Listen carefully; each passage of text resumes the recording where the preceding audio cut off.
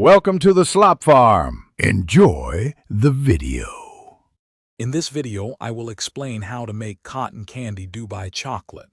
We will go through the essential ingredients and equipment needed for this delightful fusion.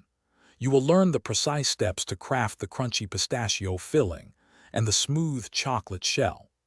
Finally, we will cover how to combine these elements with fluffy cotton candy for an unforgettable dessert experience. To begin, you will need about 200 grams of good quality chocolate, either milk or dark, for the outer shell.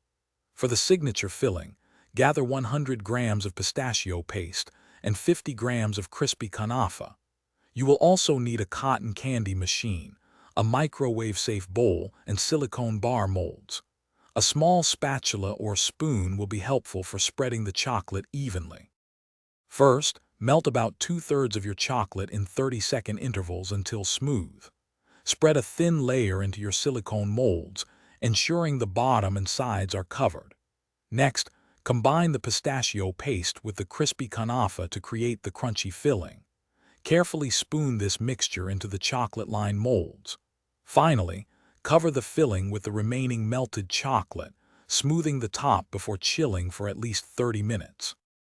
Once your Dubai chocolate bars are firm, carefully pop them out of their molds. Now, it is time for the fun part, making the cotton candy.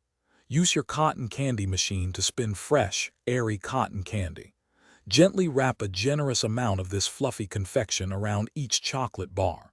Serve these unique treats immediately to enjoy the delightful contrast of crunchy chocolate and melt-in-your-mouth cotton candy. Thanks for watching.